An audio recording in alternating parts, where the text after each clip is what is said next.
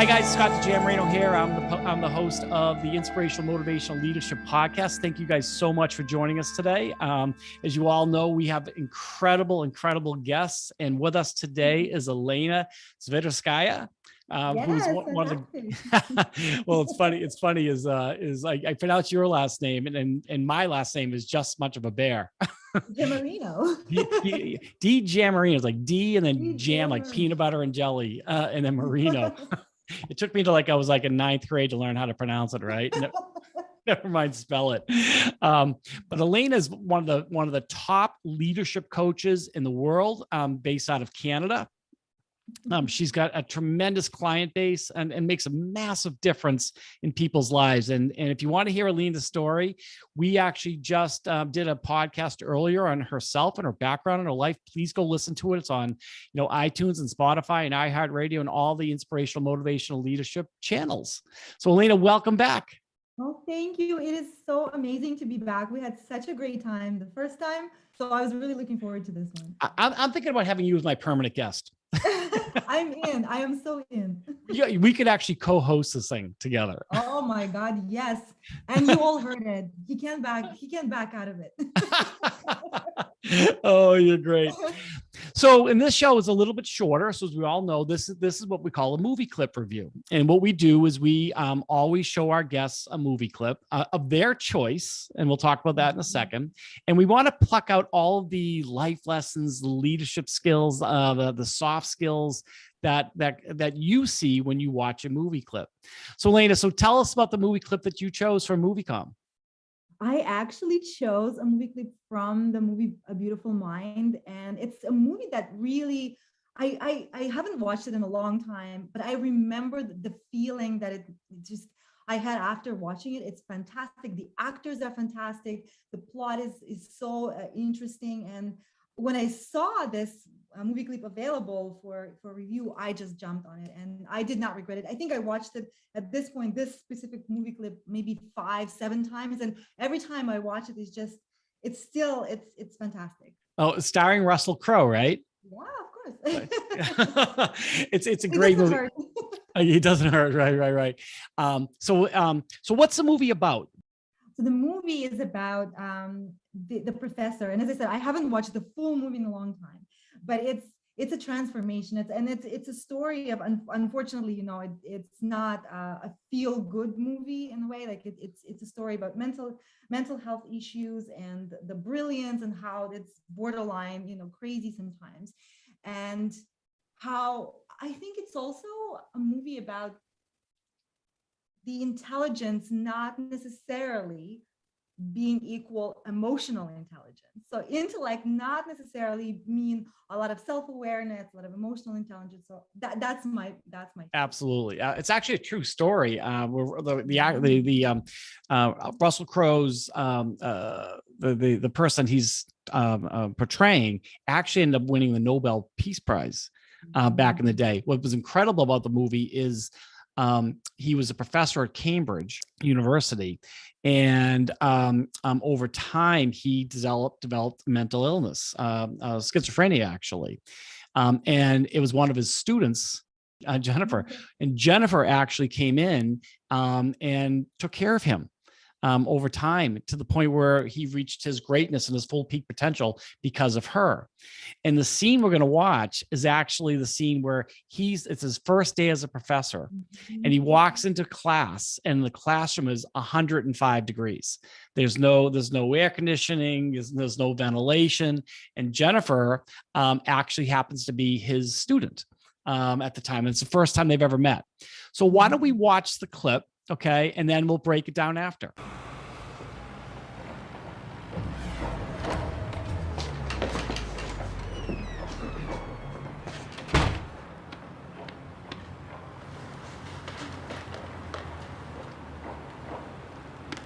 The eager young minds of tomorrow.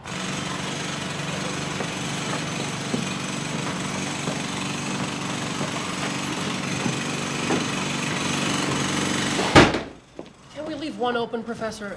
It's really hot, sir. Your comfort comes second to my ability to hear my own voice.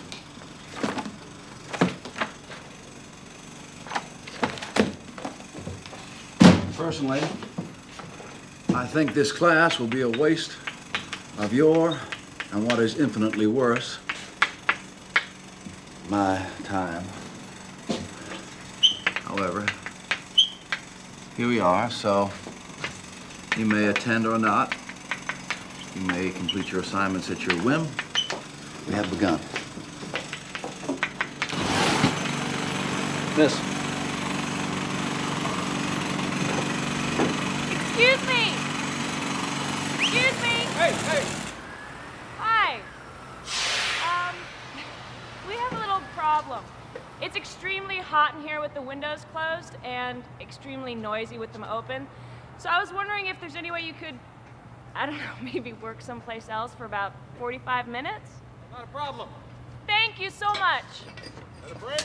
Got it. Let's clean it up a little bit. As you will find in multivariable calculus, there is often a number of solutions for any given problem. As I was saying, this problem here will take some of you many months to solve. For others among you, it'll take you the term of your natural lives. So, Alena, as you're watching that, tell me what you picked up. There were so many different little lessons in there, et cetera, right? Tell me what you saw. Absolutely. So from the very moment, right? So that first moment when he enters the room and he says with a bit of a sarcasm, the eager young minds of tomorrow, right? So right away there's that tone that kind of sends messages, because and in leadership it is so important. There are messages being sent all the time through what leaders say, through the way they behave, through the decisions they make. They're consistently sending messages. And it's the subtle thing. If you just look at the words, the eager young minds of tomorrow, if you take away that emotion out of it, it seems fine, right? So that's a greeting. But when you hear a little bit of a sarcasm, oh, okay, so we're picking up a little bit. And then he continues, right? So he just walks past the student and shuts down the window. And the student goes, well, sir, it's really hot. Can we leave one open? And right away he goes, your comfort comes second to other things. Right away. So that's another message, right? So within the first few seconds of that encounter, already there are messages being sent, right? So hold on that. So if you were a student in his class and he walked in with, not only, to your point, not only what he said, but kind of how he said it, what are you thinking and feeling as one of his students? So already I am feeling intimidated, and I'm feeling, oh my God, this is already, I feel uncomfortable, because the messages that are being sent is that and then he confirms that, right? So he says, personally, I think this class will be a waste of your time. And then he says, and what's infinitely worse, my time. So basically right away in that little thing, he puts the hierarchy of saying, you're not important. I'm here because I have to be here. And since we're here, you may do the assignments.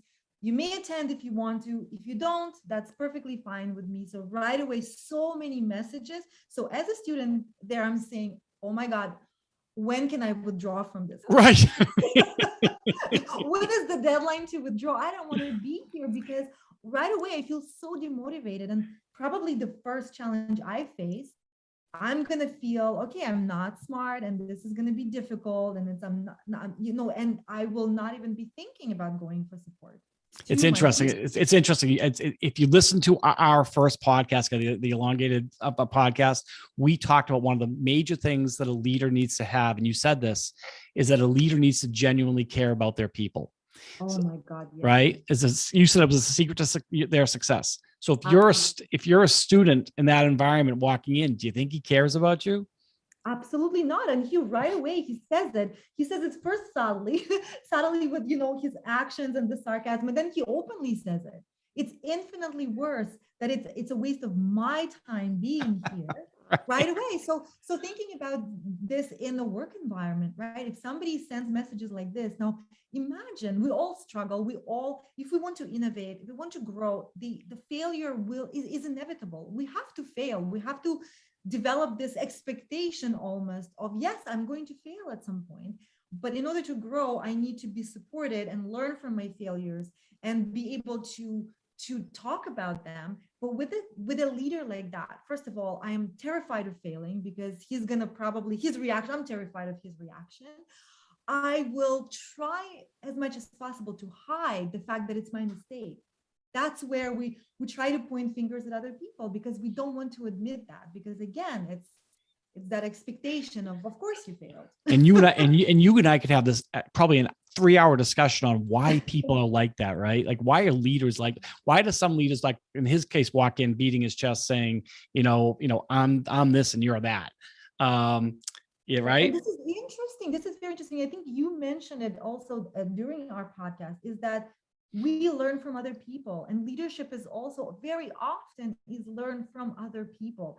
And so when somebody has a leader like that themselves, right? So when somebody says, your comfort is not my concern, your motivation is not my job. And I think you mentioned that last time, right? So your motivation as an employee, when a leader said that your motivation as an employee is not my job, right away. So then when you become a leader, you're more likely to take that style of leadership yourself. It's almost like a discussion you could have with Russell Crowe saying, well, what happened to you when you were 4 years old? Or was it a parent? Was it a teacher? Was it a professor? Was it a soccer coach? Who taught you to be like that? Whole other discussion. But absolutely. So what else did you pick up?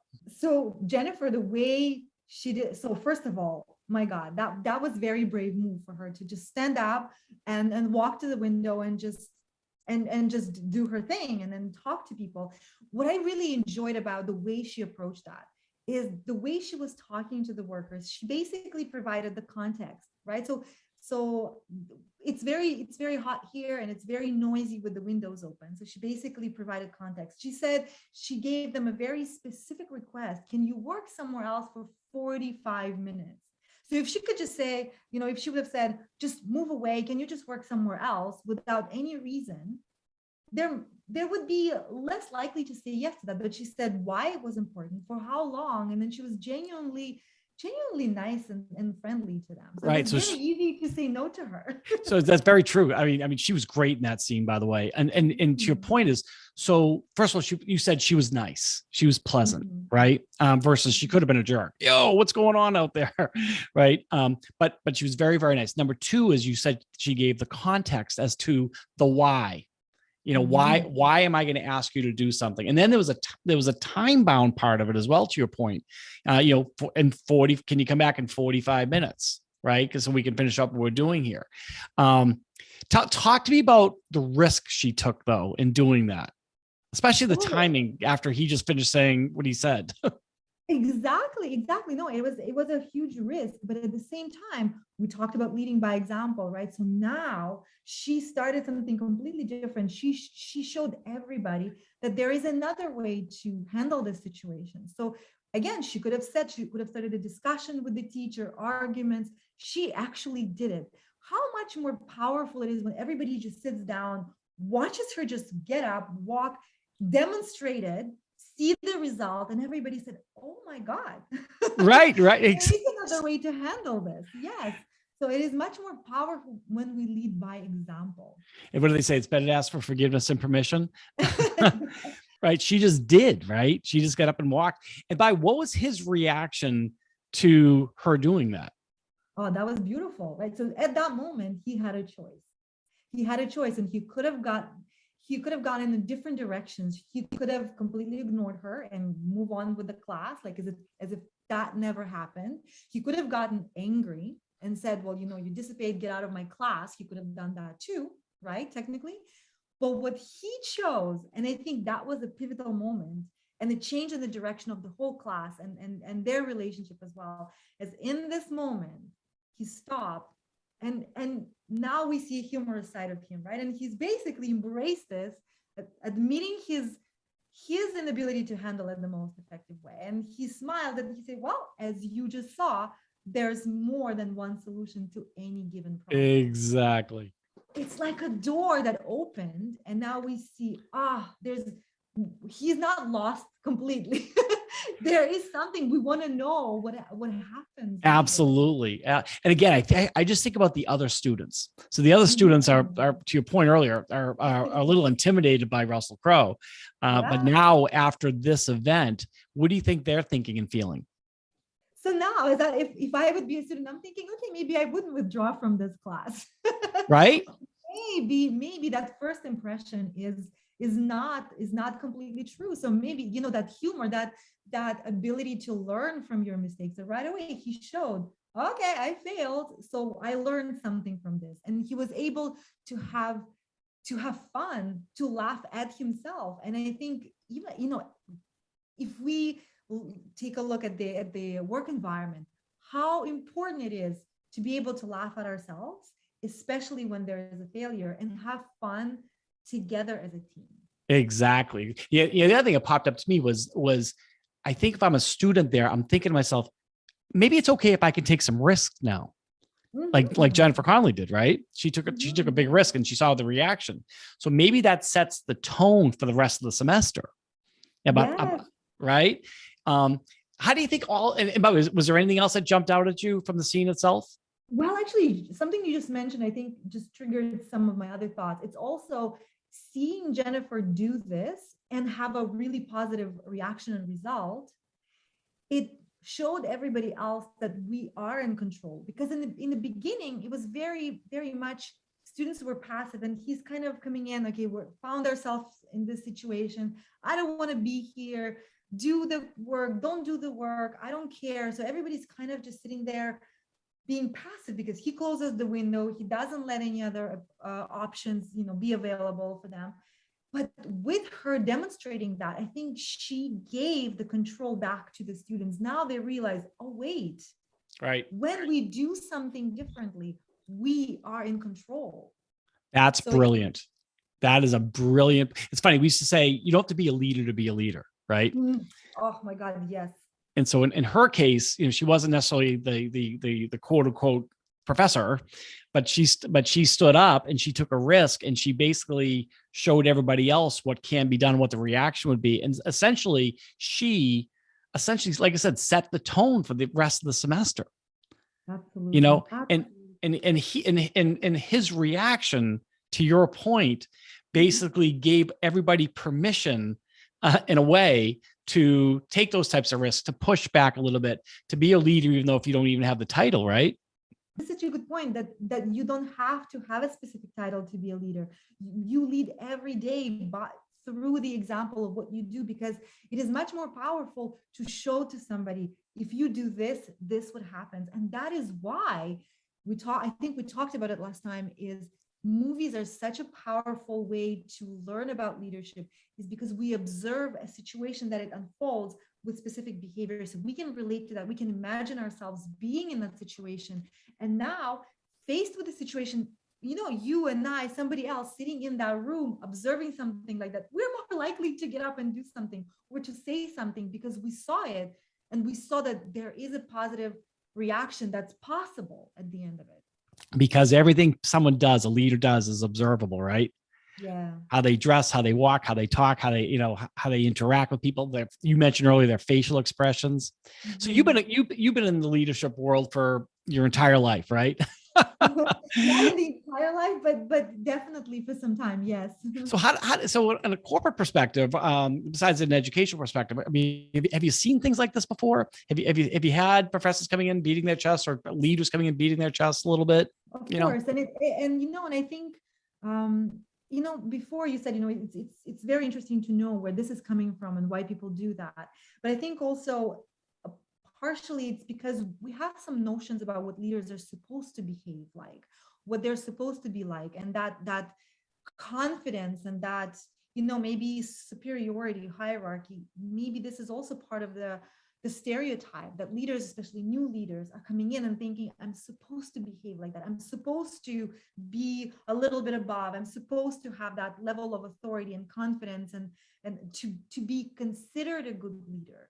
Right. So that's also part of this. Of course, I see this, and sometimes it's even forced a little bit, right? I'm supposed to be maybe a little bit of fear, maybe a little bit of this. So I definitely see this all the time. They probably watch too many movies, right?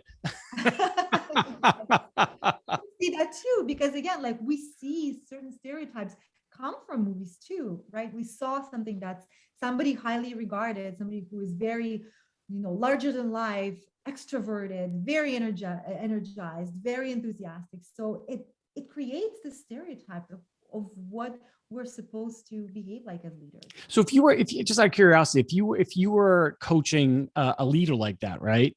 And you were in the back of the room just giving feedback and things like that, what would you do? Now since we met and since we had conversations, I actually think showing a video clip like this and discussing this would be really, really impactful. Is to say, hey, what do you observe? Is because it actually shows something in a non-threatening way. Because when we start conversations saying, hey, if you behave like this, what happens? People tend to get defensive. It's our natural reaction. But when we take a story, take a case study, take a movie clip like this, and we talk about this, it creates a conversation around somebody else. And then eventually it creates the self-awareness and saying, oh, wait. Right. There are certain situations where I behave like this, but I come in close-minded and maybe, speak over people and not, not allowing for a second opinion or other ways to do things. Oh my God, that's great. It's funny. It's almost like you want to show them the clip, and then you want to say, get permission to videotape them so you can compare and contrast when it's all said and done, right? Mm-hmm. That would be very, really effective, I'm sure. Oh my God. So Alena, you've been great. How does people get in touch with you? So the best way to get in touch with me is through LinkedIn. This is my digital home. This is where I spend most of my time. So Alena Sviderskaia, and I don't know, you probably can include the link to my LinkedIn below your podcast. Yep, 100%. Yeah, and I'm posting a lot of leadership content, and I'm excited to meet anyone who wants to learn more about leadership. Oh my God. The best of the best from Canada. Alena, thank you so much for your time. And Russell Crowe and Jennifer Connelly, thank you from the bottom of the heart for noticing everything. You were great. I appreciate it. Guys, listen, again, Scott DiGiammarino for the Inspirational Motivational Leadership Podcast. Thank you so much for being here today. Listen to Alena's full broadcast on all the different platforms that we actually have our podcast, including iTunes. Alena, thanks so much and enjoy. Thank you so much for having me.